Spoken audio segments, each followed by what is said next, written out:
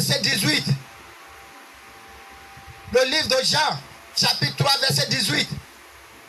Celui qui croit en lui n'est pas jugé. Mais celui qui ne croit pas est déjà jugé.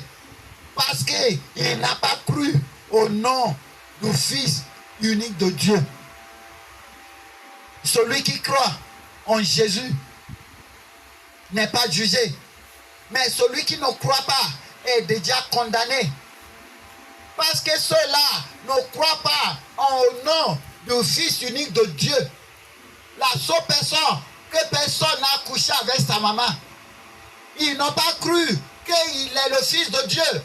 Et ils n'ont pas cru qu'il est le fondateur. Ils disent ceux-là sont condamnés. Parce que Jésus était là. Sa maman, personne n'a couché avec sa maman. Personne n'a couché avec sa maman avant sa naissance.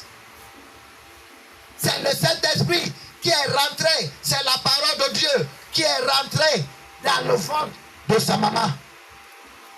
Il dit, n'importe qui ne croit pas en cela est déjà condamné.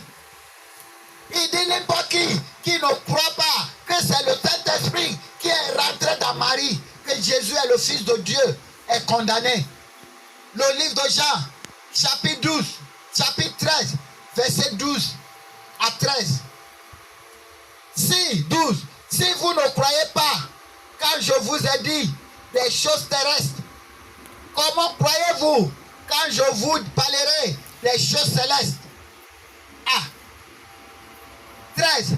Personne n'est monté au ciel si ce n'est celui qui est descendu du ciel, le Fils de l'homme qui est dans le ciel. Il dit, Jésus lui-même dit, si je vous dis toutes ces choses-là, ce qui se passe ici, vous ne comprenez pas. Comment vous pouvez comprendre ce qui se passe dans le paradis? Comment vous pouvez, je vais vous parler des choses qui se passent au ciel. Vous ne comprenez pas même quand je vous parle de ce que vous vivez tous les jours. Comment vous allez comprendre si je vous explique comment mon papa a fait de moi la fondation? Comment il a remis son royaume dans ma main? Comment je suis le fondateur? C'est moi qui fondais toutes les choses que vous réduisez aujourd'hui. Il dit comment vous allez comprendre cela? Parce que vous ne pouvez pas comprendre. Et ce que vous n'analysez pas, c'est que la seule personne qui a le droit de connaître ce qui se passe en haut, ce qui se passe aussi sur la terre, c'est celui-là qui est monté et qui a descendu. Celui-là qui habitait là et qui habite ici. C'est pour cela, la personne qui n'est pas habitée à Londres ne peut pas véritablement parler de Londres. La personne qui n'est pas habitée en Côte d'Ivoire ne peut pas parler bien de la Côte d'Ivoire. Donc n'est pas analyser la Côte d'Ivoire comme il fallait. Il va chercher des informations pour ajouter à sa parole. Mais une personne qui a habité en Côte d'Ivoire, qui est allée à Londres, qui a habité à Londres, aura une connaissance mieux que celui qui a habité à Londres, qui n'est jamais été en Côte d'Ivoire.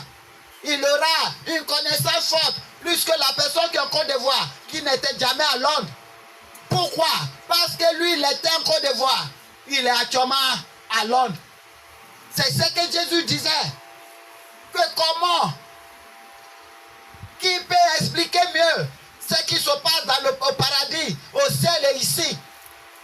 C'est la personne là qui a monté, qui habitait là-bas et qui est descendu habiter avec vous. C'est lui qui peut comprendre tout. Et la seule personne qui a fait cela, il dit c'est moi Jésus. C'est moi Jésus qui a pu monter et descendre. Il n'y a personne d'autre qui s'est ressuscité de la mort. Enoch n'est pas ressuscité. Il est parti.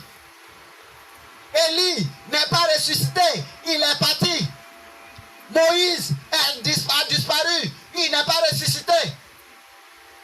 Personne n'est ressuscité. demande au pasteur qui se dit, ils sont Jésus. Et ils sont où aujourd'hui? Personne n'est ressuscité dans toutes les dieux qui étaient venus. Mais Melchisedec a vécu. Il est mort et parti.